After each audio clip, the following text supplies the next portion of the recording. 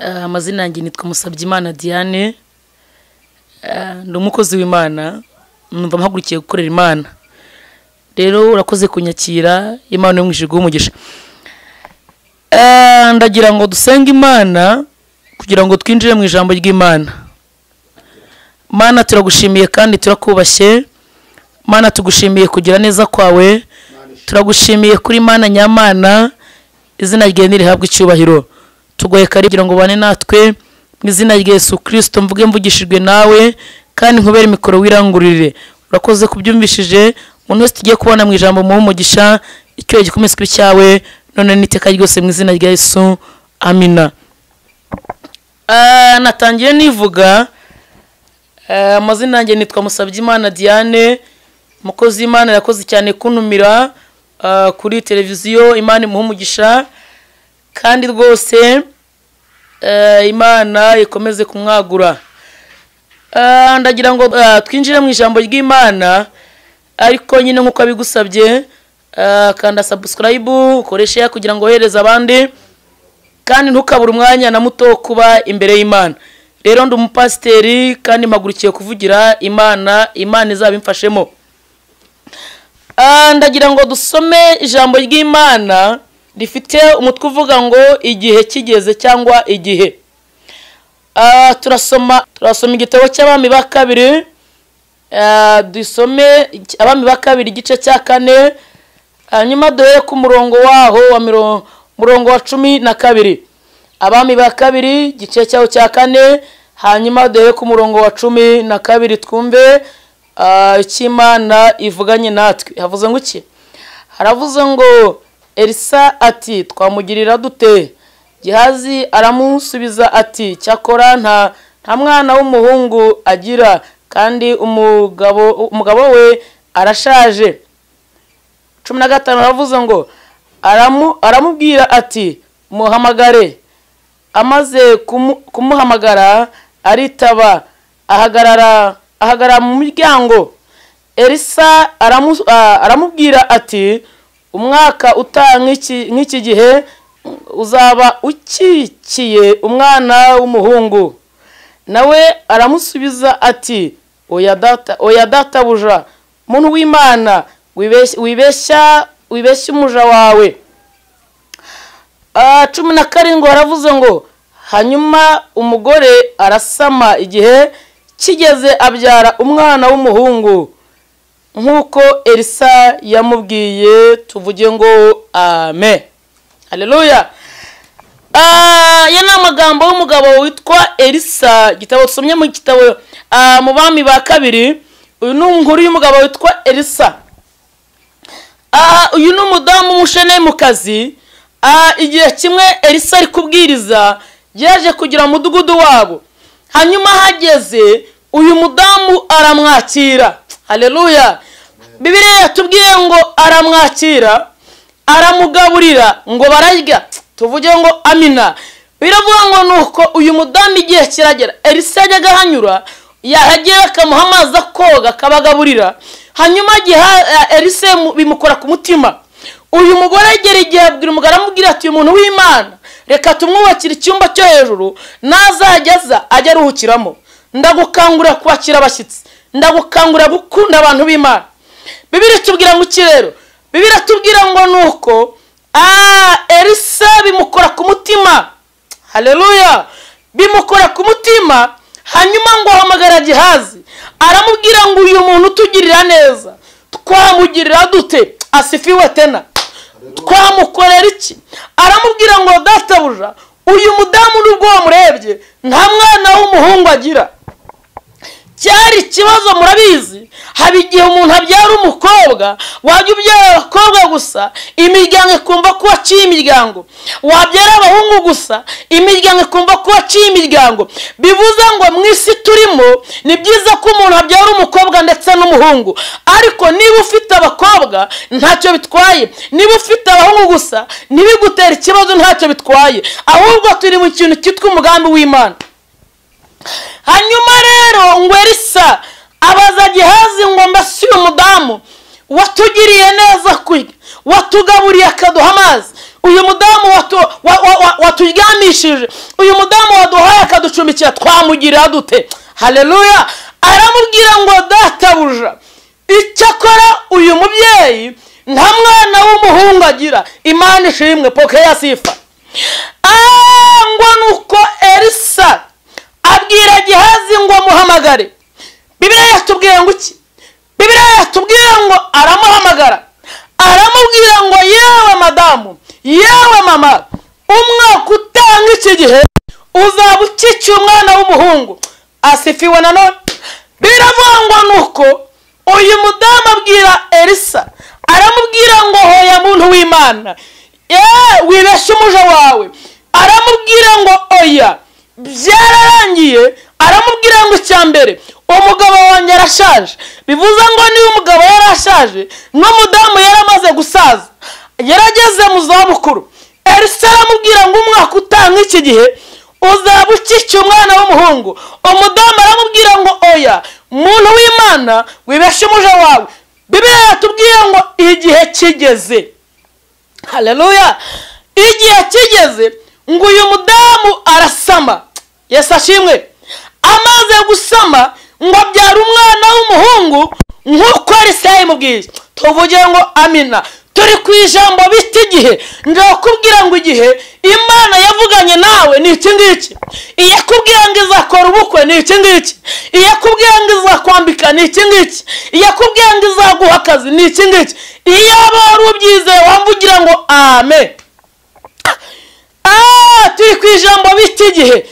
Uyu mudamu yaramaze igihe kirekire, amara igihe kinini. Bivuze ngo yarabyaraga ariko ntiyabyara umuhungu. Ariko ahura n'umuntu w'Imana, nawe uhuye n'ijambo ry'Imana. Ndagira ngo ubwire ngo iki ni cyo gihe ngo uburwayi umaranye igihe bukire. Iki ni cyo gihe ngo akazi wabuze ukabone. Umaze igihe kirekire udapoza, ukudepoza amadosiye udepoza amaze kuba menshi, wabuze akazi. Ndakubwira ngo iki ni cyo gihe ngo nawe ubona akazi. Mama, umaze igihe kirekire uri kurira, ushatse umwana igihe kinini. Iki ni cyo gihe ngo Imana iguha umwana. Yamwe iki ni cyo gihe ngo ijambo Imana yavuganye nawe ngo irisohoze. Cyangwa yabaruwiseye, yaba uzamuye amavuta yo kwizera, zamura muri yo kwizera, zamura muri yo kwizera. Haleluya. Iki ni cyo gihe ngo abantu bamenye ko wasenze. Iki ni cyo gihe ngo abantu bamenye ko wiringiye Imana.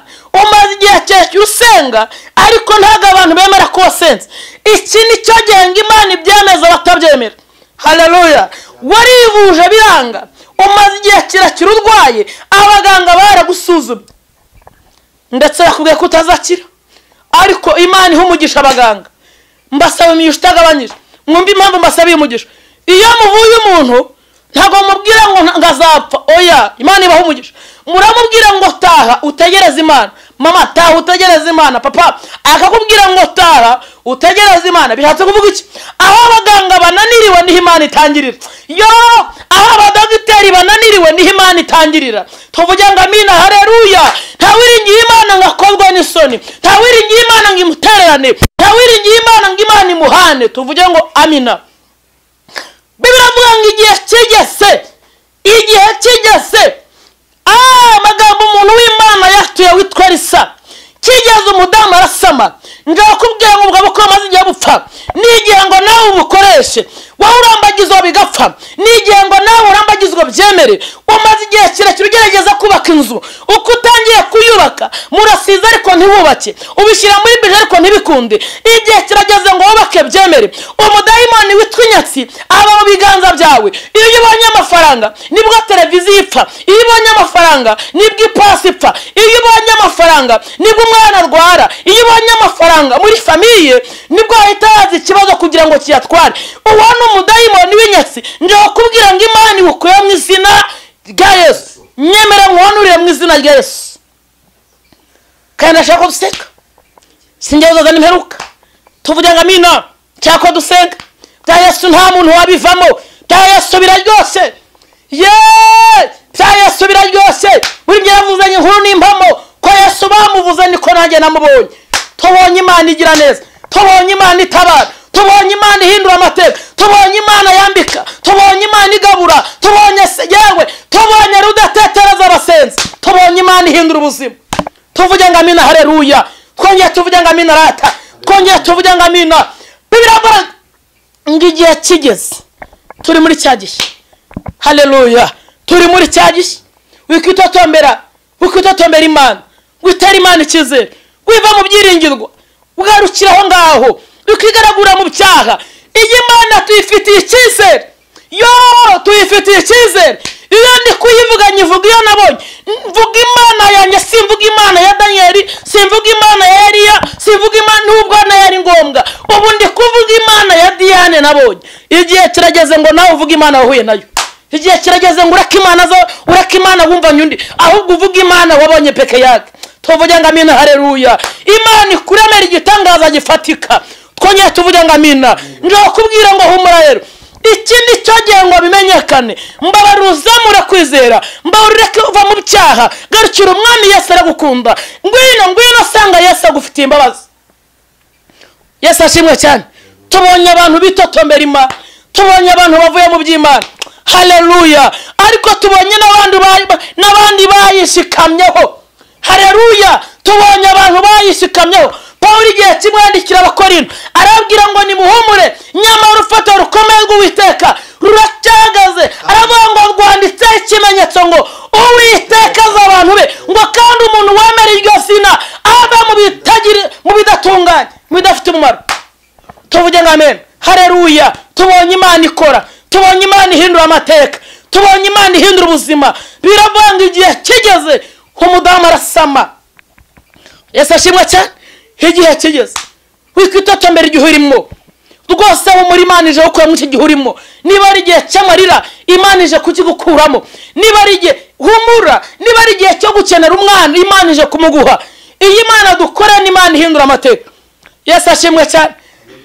Iyi mana yabanye n'umugabo witwa Mose, yawinjiye mu kuva uhera mu bice bya 20, wasanga umugabo witwa Mose ageze ku nkombe yitwa amazi kuri Yorodani.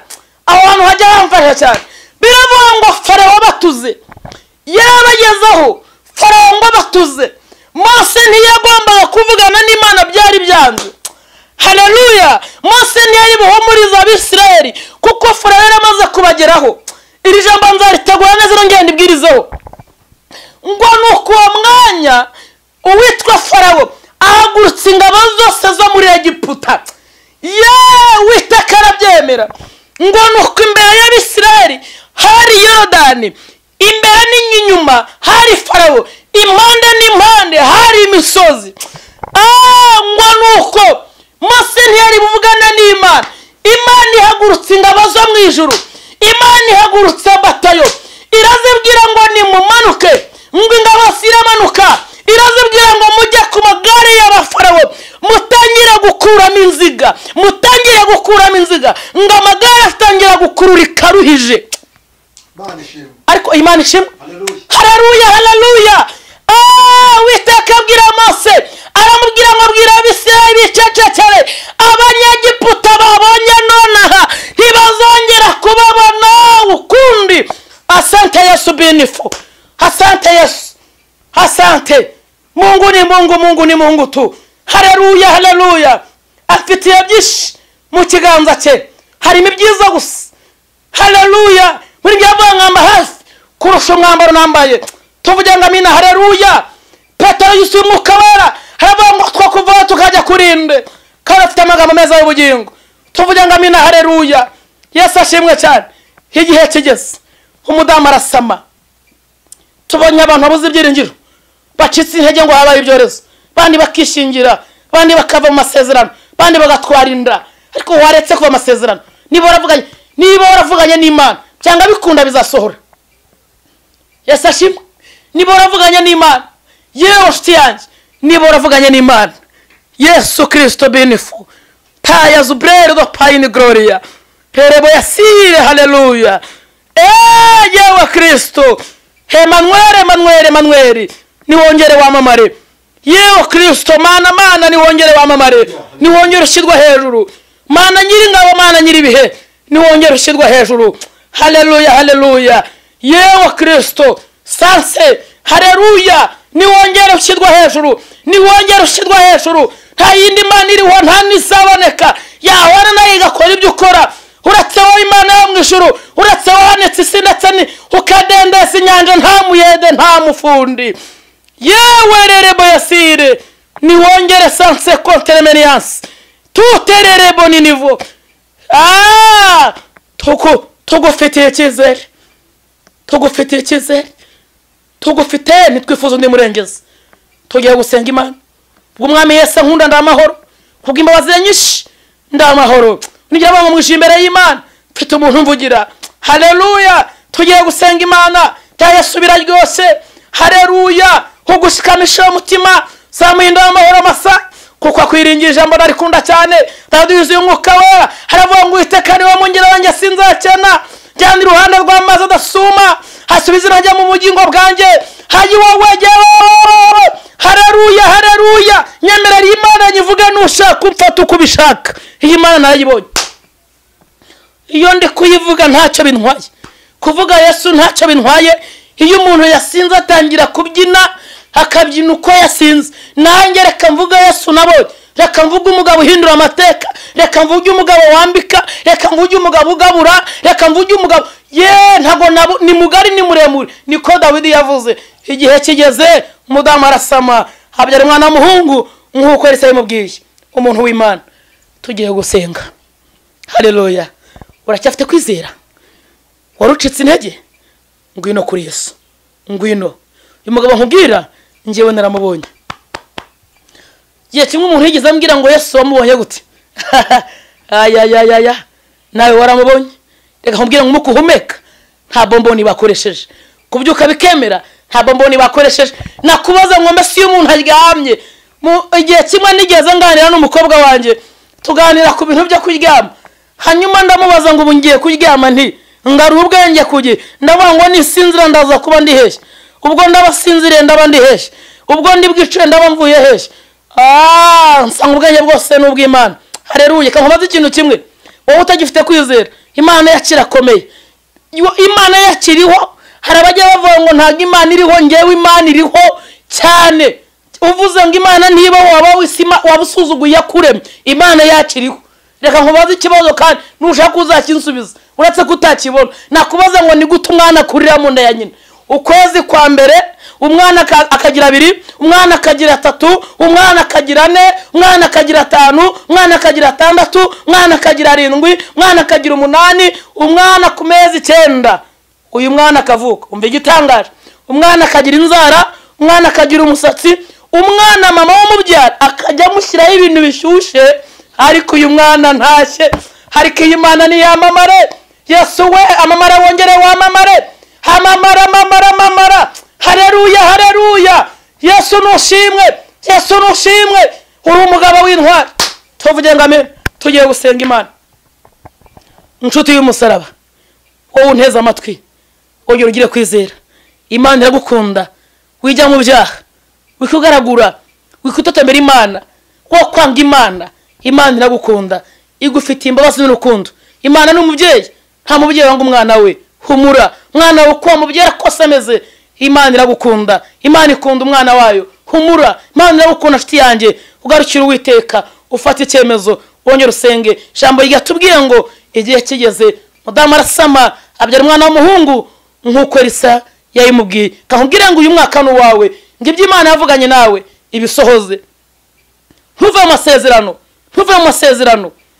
mu masezerano humura icyo gihe urimo gikomeye kitoroshye giteye Imana kuza gukora haleluya nubwo uri kurebesha amaso ukabona nta nzira Imana ije gukora Imana ije guhindura amateka tubonye Imana ihindura amateka tubonye Imana igabura tubonye Imana yambika tubonye yewe nshuti yanjye tubonye Imana inyuranye ibihe Imana nkubwira narayibonye nta nubwo nabona uko nyivuga njya nyibwira ngo uzabe imbaraga nkukore ko nkufitiye ideni Imana yankoye numva nyifitiye ideni kandi nzayikorera Imana inyambika imbaraga tugiye gusenga Imana tugiye gusenga warucitse intege maze igihe kirekire urwaye maze igihe kirekire ubabaye akiri humure ongera usenga Imana ongera wisera Imana va mu byaha usanga umwami Yesu agufite imbabazi n'urukundo, kandi Yesu Kristo yiteguye kugirira neza.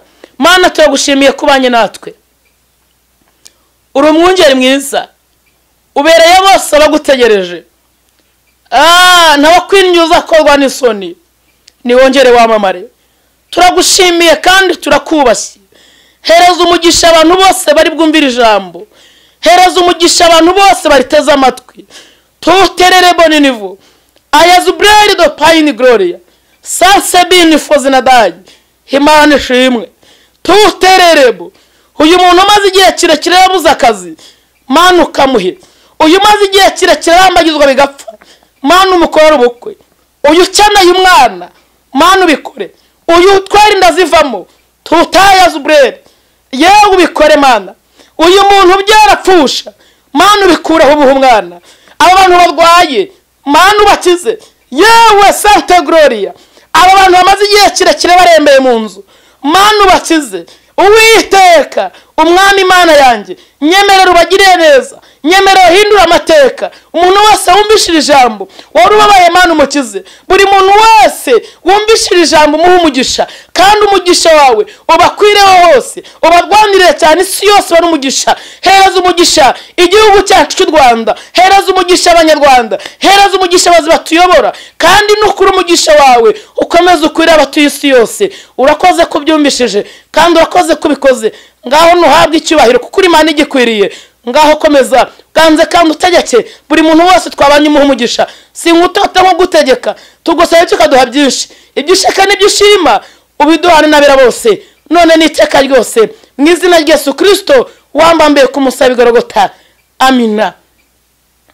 Ushobora gukina kumvugisha nimero yanjye ni 0781634441. Ndabakunda cyane. Bye bye bye.